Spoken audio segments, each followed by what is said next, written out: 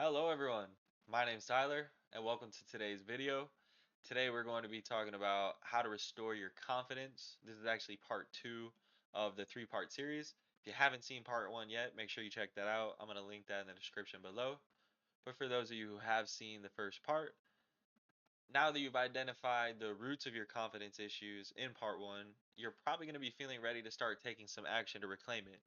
But what if I told you that the next step in this process actually requires no action? It simply requires cultivating awareness. The thing is, how well do you know yourself?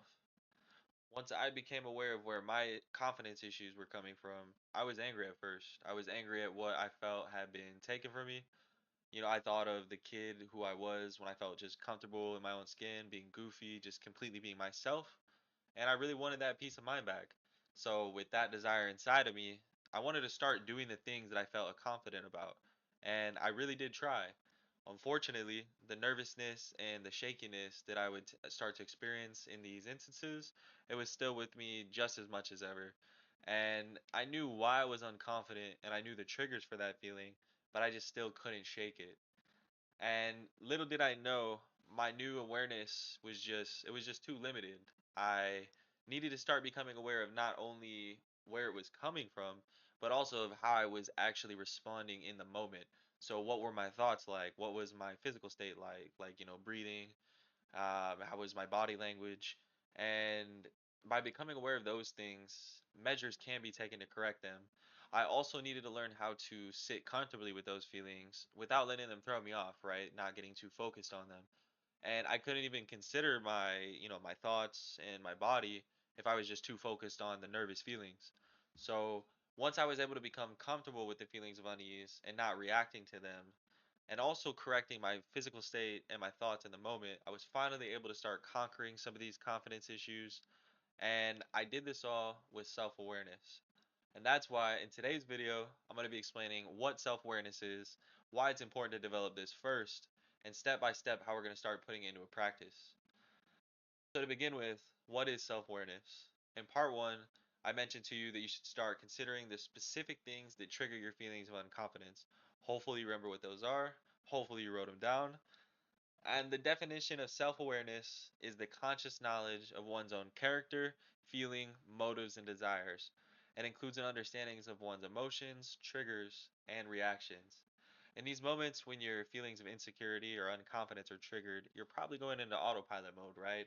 Your fear system's been activated and it's going to take over and keep you from potentially whatever danger it perceives that made you have this fear, right? Like the roots from part one, whatever it's trying to protect you from. It's doing its job, but this is where it's on you to start developing the awareness because you need to be able to be aware of how you feel and how you respond to what you think. So that way in the moment you can start catching yourself and you can begin to start taking action to restore your confidence.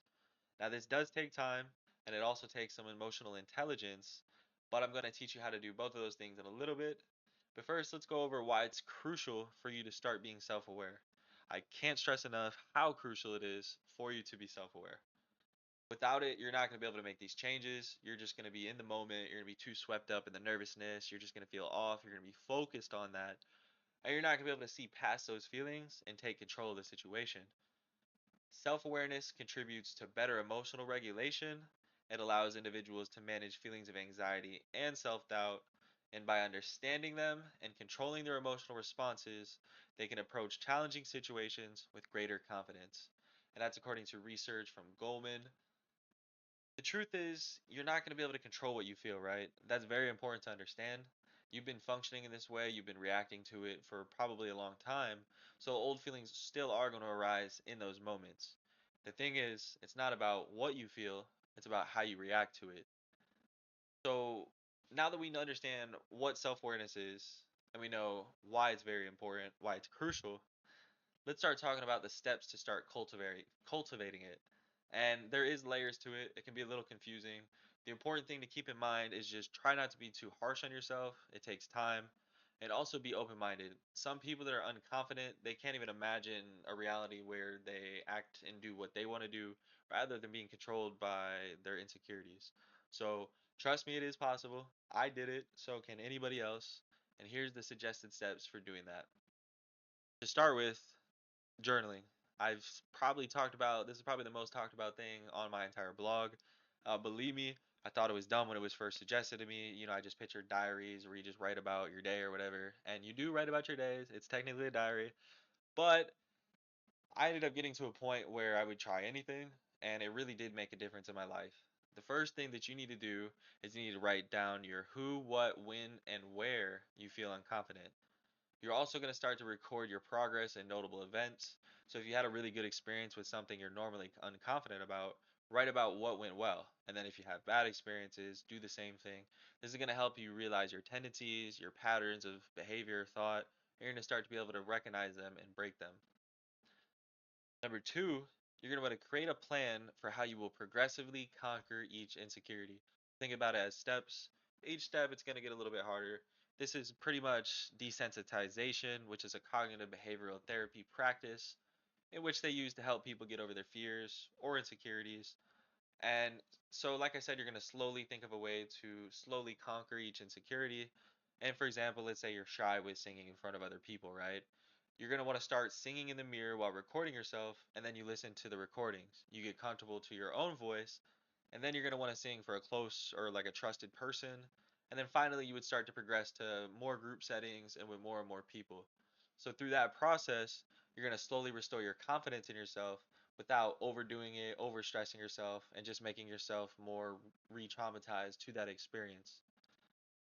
The third thing you're going to need to do is you're going to want to practice mindfulness and meditation. These are the second and third most talked about things here, and it's because they work.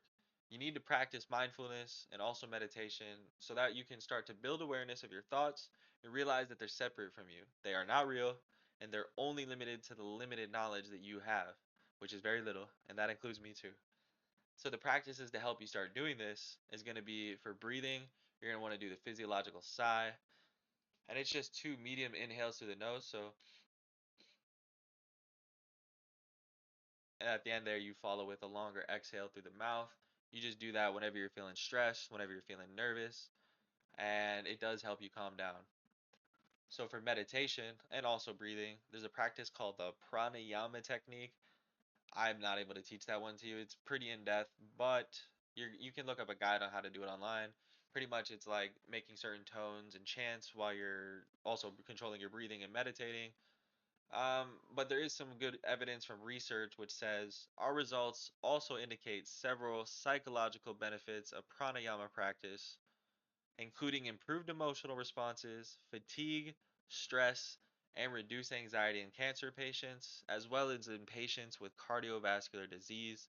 That's according to the National Institute of Health. And that's all the steps. That's really all it is. One thing I would like to highlight though is do not stress out over your self awareness. They do say ignorance is bliss. I disagree. But however, there is some added depth and weight to your thoughts once you start realizing more about yourself and also the world. It can feel super overwhelming. If you ever seen The Matrix when, he meets the girl with the white rabbit or he takes the pill, whatever, whenever he gets the full awareness of what's going on, it's like, holy crap. It's not that deep, but it can feel like a lot, right? You just need to remember that you're doing this to be better. You also got to watch out for self criticism and ruminating. You got to let stuff go. You might feel uncomfortable. You might look a lot of ugh, my mouth's so dry. My bad. A little out of place at times, but with time, these feelings will fade as you learn to utilize self awareness constructively. Cultivating self awareness is essential in reclaiming your confidence. Today, we talked about what it is, why it's important, and some steps you can start taking to begin cultivating it today. Hopefully, you found this video to be helpful. Hopefully, you got some ideas for how you're going to start tackling it using the steps I mentioned. I appreciate y'all stopping in today to check out the video. Make sure you hit that subscribe button if you haven't yet. And also, check out my blog. I type about the same exact things that I talk about here. That's tylersguide.us. I'll keep a link to that in the description below. Thanks again for checking in today, and I will see y'all in the next one. Take care, everybody.